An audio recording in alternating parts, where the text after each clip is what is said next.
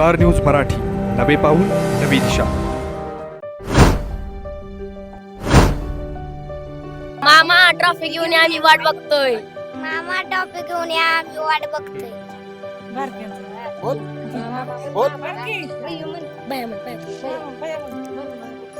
मामा टॉपिक घेऊन मामा टॉपिक घेऊन मामाला ट्रॉफी घेऊन यासाठी सगळे भाचे या ठिकाणी विनंती करतात. मामा टॉपिक घेऊन यायचे कोण येत. तुम्हाला हाडांचा त्रास आहे, विटा सोडून उपचारासाठी बाहेर जायचा विचार करताय? मग आहे ना विट्यातील डॉक्टर अक्षय बापट यांचं श्रीकृपा ऑर्थोपेडिक हॉस्पिटल. आमच्या उपलब्ध सुविधा डिजिटल एक्सरे, सुसज्ज ऑपरेशन थिएटर, स्पोर्ट्स मेडिसिन, दुर्बिणीद्वारे सांध्याच्या व लिगामेंट शस्त्रक्रिया, जॉईंट रिप्लेसमेंट उपचार, फ्रॅक्चर, ऍक्सिडेंटवरील उपचार व शस्त्रक्रिया, मणक्याचे आजार, physiotherapy, special semi special general room, cashless insurance सेवा उपलब्ध. तसेच डॉक्टर स्नेहा बापट यांचे श्रीकृपा होमिओपॅथिक क्लिनिक हे. आमचा पत्ता श्रीकृपा ऑर्थोपेडिक हॉस्पिटल, विटा. तुमच्या स्वप्नातील घर घ्यायचं आहे? मग चिंता सोडा. दिवाळीसाठी विशेष सूट. विटा कराड हायवेवरील मेन रोडवर प्रथमच उभा राहतोय डायमंड आर्केड. हा 11 मजली tower, RERA approved project. Mumbai Pune सारखी जीवनशैली. 45 shops, 15 offices, 42 flats, walking track, मंदिर, गार्डन, जिम, स्विमिंग पूल, सतर्क सिक्युरिटी, सीसीटीव्ही कॅमेरे, बेसमेंट पार्किंग, तसेच इंडोर क्लब हाऊस व अन्य सुसज्ज व सर्व सोयी सुविधा. तर मग आजच बुक करा. संपर्क राजू पाटील किर्दत, हनुमंत किर्दत. नमस्कार मंडळी, मी आपल्या सर्वांचं स्वागत करतो आहे. आज आपण सर्वांच्यासाठी एक आश्चर्यचकित गोष्ट करतोय. ती म्हणजे आपण येतो आहोत आणि आज आलेलो आहोत जे बिग बॉसचे फेम आहेत आणि अत्यंत गरीब घराण्यातून येतात. आपण सर्वजण संबंध महाराष्ट्र त्यांचा फार मोठा फॅन आहे. त्या फेम जे आहेत, बिग बॉसचे फेम आहेत, ते सूरज चव्हाण. सूरज चव्हाणचं बारामती तालुक्यामध्ये जे त्यांचे गाव आहे, त्या गावामध्ये आपण या ठिकाणी आलेलो आहोत. आपण सर्वजण आज त्यांच्या कुटुंबाशी गप्पा मारणार आहोत. त्यांचे दाजी या ठिकाणी आहेत, आत्या आहेत, सगळ्या बहिणी आहेत आणि त्यांच्या भाच्या सगळ्या आहेत, लहान मुलं आहेत. आज त्यांच्या सर्वांशी आपण गप्पा या ठिकाणी मारणार आहोत. कालच ते सर्वजण बिग बॉसच्या घरामध्ये जाऊन सूरजची भेट घेऊन आलेले आहेत आणि तो आनंदाचा क्षण आपल्या सर्वांच्यासाठी होता. तुर्तास सूरजसाठी फार सुंदर होता. आपण सर्वप्रथम जाणून घेऊया की सूरज शिक्षण त्याचं फार कमी झालेलं आहे. अगदी शिक्षण कमी असताना सुद्धा सूरज एवढा लोकप्रियतेमध्ये येतो आणि एक महाराष्ट्राचा फार मोठा स्टार बनतो आणि एवढ्या मोठ्या चांगल्या पद्धतीचं त्याचं काम आहे. तर पहिल्यांदा आपण आत्यांशी बोलून घेऊया, कारण की आत्या सर्वांशी छानपणे हितगुज साधताना आपण पाहतोय आणि आज आपण आत्यांशी या ठिकाणी सुरुवात करतोय. काय सांगाल सूरज, ज्यावेळी बिग बॉसमध्ये गेला त्यावेळी किंवा त्याची जाण्याची प्रक्रिया होती त्यावेळेपासून तुमच्या भावना काय होता, किंवा तुम्हाला नक्की बिग बॉसबद्दल काय माहिती होतं, किंवा बिग बॉस नक्की काय आहे असं तुम्हाला काय वाटलं? म्हणजे आम्हाला बिग बॉस मध्ये असं काय वाटत नव्हतं, पण माहीतच नव्हतं बिग बॉस म्हणजे काय आहे ते. पण ती सलमान खानचं होतं ना बिग बॉस, ती बघायचो आम्ही, पण एवढं प्रेमाने बघत नव्हतं कोणी. आणि मग तो आला होता माझ्याकडं विचार म्हणजे म्हणायचा, पण आम्हाला काय कळतच नसायचं बिग बॉस मध्ये काय, बिग बॉस मध्ये काय. पण ती दोन सर आले होते ना इथं विचारायला, तेव्हा आला होता माझ्याकडं, पण म्हणला मीटिंग जायचंय तिकडं.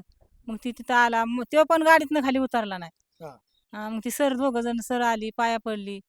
मग ती दोघं जण सर म्हणले आम्ही बिग बॉस मध्ये त्याला मीटिंगला चालवलाय. मग ती गेली मीटिंग त्यांनी केली, काय केलं ती काय, मग मला परत काय माहिती झालं नाही. मग जाताना बिग बॉसमध्ये त्याचं सिलेक्शन झालं असं तुम्हाला समजलं, त्यावेळी तुम्हाला काय वाटलं नक्की? त्यावेळेस मला लय आनंद वाटला. आणि एक ती पोरगी येत होती बघा त्याच्याबरोबर, ती बिग बॉस मध्ये गेली होती ना, ती शिंदे.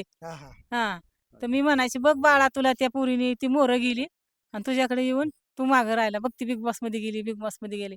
पण परमेश्वराने त्याला पण नेला तिथं बिग बॉस मध्येच. अगदी 2 महिने होत आले सूरज आपल्यापासून दूर आहे. आपण त्याला हृदयापासून जवळ मानतो आणि आपण सर्वजण त्याला टी व्हीवरती पाहतोय. प्रेक्षकांचा त्याला फार मोठा प्रतिसाद मिळतो आहे आणि फुल सपोर्ट लोकांचा मिळतोय. त्याच्याबद्दल दाजी तुम्ही काय सांगाल?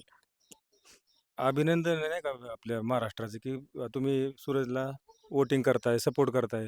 बरं वाटतंय जरा, म्हणजे नाही का, आपल्या खेडेगावातला मुलगा आहे आणि सपोर्ट करा, वोटिंग करा. काल ज्यावेळी आपण सर्वजण, तुम्ही सर्व ज्या वेळेला सूरजला भेटायसाठी गेला त्यावेळी आत्या तुम्ही होता, तुम्ही तर स्वतः गाडी चालवत होता आणि ताई सुद्धा आतमध्ये होत्या.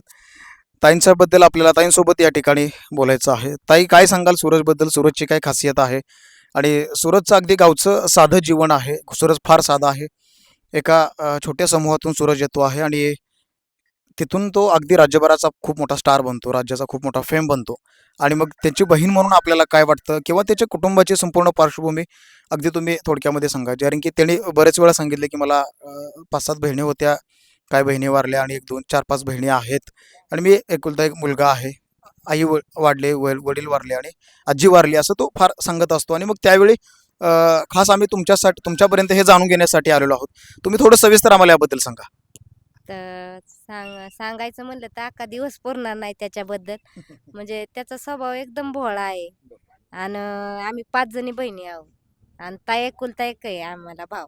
म्हणजे सगळ्यांचा जीव आहे त्याच्यावर. सगळ्या म्हणजे आमच्या फॅमिलीचाच. आणि लाडका आहे सगळ्यांचा. आम्ही त्याला सूरज कधीच बोलत नाही. आम्ही त्याला बाळ बोलतो.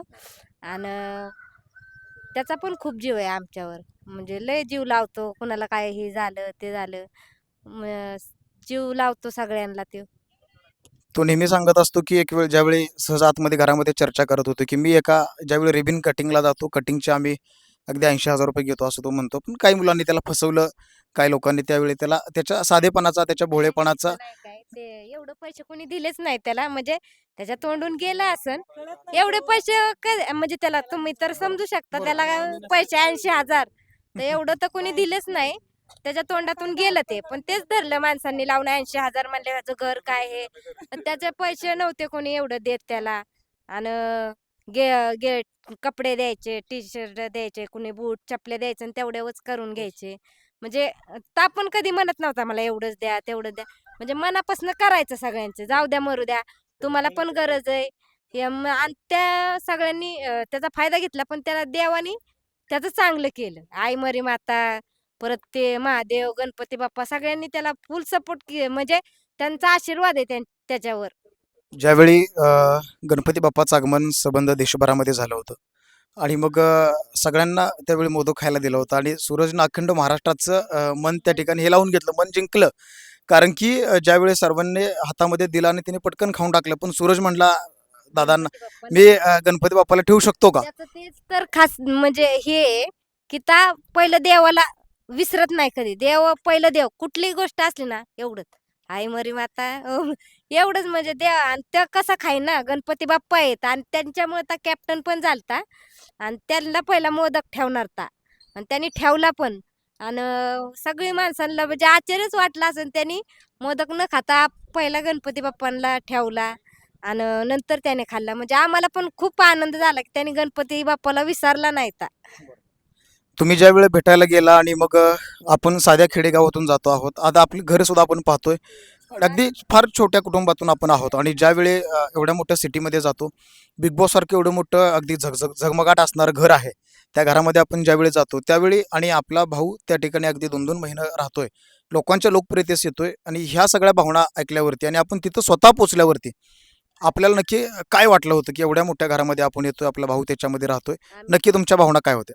म्हणजे आम्हाला कधी स्वप्नात पण वाटलं नव्हतं आम्ही मुंबई पाहू. कारण मुंबईला तर काय जाण्याचं आमचं कधी हेच नव्हतं. मुंबई तर पाहिलीच त्याच्यामुळं. परत बिग बॉसचं एवढं मोठं घर पाहिलं. मुंबई सिटी ते सगळं पाहिलं. म्हणजे खूप आनंद झाला आम्हाला. त्याच्यामुळे एवढं सगळं पाहायला भेटलं आम्हाला. आपण एका छोट्या गावात आहोत आणि सगळ्यात महत्त्वाचं गावाच्या कोसाच्या बाजूला आपलं घर आहे. यापूर्वी घराकडे एवढा लोकांचा ओढा नव्हता आणि पण आता जसा सूरज टिकटॉकचा स्टार झाला, सूरज जसा बिग बॉसमध्ये गेला तेव्हापासून लोकांचा घराकडं ओढा वाढला आणि अगदी सूरज सेलिब्रिटी झाला. त्याच्या कुटुंबाचे आपण सर्व सदस्य आहोत, त्याचे आपण कुटुंबीय आहोत. असं आपल्याला सुद्धा सेलिब्रिटी झाल्यासारखं वाटतंय. आज लोकं मोठमोठ्या गाड्या घेऊन आपल्या दारामध्ये येत आहेत. त्याच्यामुळे मोठ celebrity बी हो, झाले. फार लोकं येतात, आपल्या मुलाखती घेत आहेत. लोकं लाईन लावून मागं थांबलेली आहेत. याच्याबद्दल काय म्हणावंसं वाटतंय? त्यांनी आज आम्हाला इथपर्यंत पोहोचवलंय त्याचं खूप मनापासून आभार मानायचे. त्याच्यामुळे आम्ही सेलिब्रिटी झालं. एवढी म्हणजे पत्रकार हे सगळे त्यांनी सुद्धा खूप सपोर्ट केलं त्याला. हे पत्रकार हे सगळे आले. त्यांनी आमचं इंटरव्ह्यू घेतलं. ते महाराष्ट्रापर्यंत पोहोचवले. महाराष्ट्राने ते पाहिले आणि त्याचा स्वभाव म्हणजे त्याच्याकडून पण ऐकलं ना पुन्हा पण ऐकलं त्यांनी.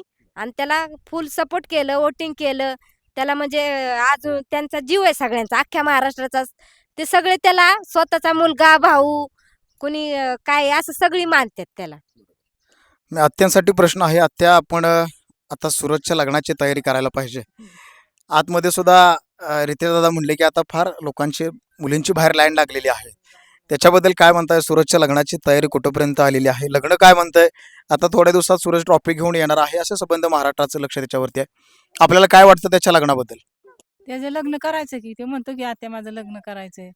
लग्न करायचं पण कसं घरदार झालं पाहिजे, मुलगी चांगली पाहिजे, त्याला सांभाळलं पाहिजे, त्याचा स्वभाव असा बघून असे त्याला नीटनीटकं सांभाळलं पाहिजे तिने. समजा आज मी आहे म्हणून ठीक आहे, माझ्या माघारी पण तिने त्याचा प्रपंच म्हणली पाहिजे, ह्यो माझा नवरा आहे आणि तो इतका भोळा शंकर आहे. जी जी पोरगी मिळल त्याच्या नशिबात ते असा तिचं कल्याणच होणार. आणि अशी मुलं मिळायला आणि आईबापाच्या पोटी जन्मायला कधी कुठंतरी आई वडिलांनी पुण्य केलं असं म्हणून ह्यो असा आमचा बाळ झाला भोळा शंकर. हा. आपल्या परिसरातील लेटेस्ट बातम्या पाहण्यासाठी स्टार न्यूज मराठी यूट्यूब चॅनलला आत्ताच सबस्क्राईब करा.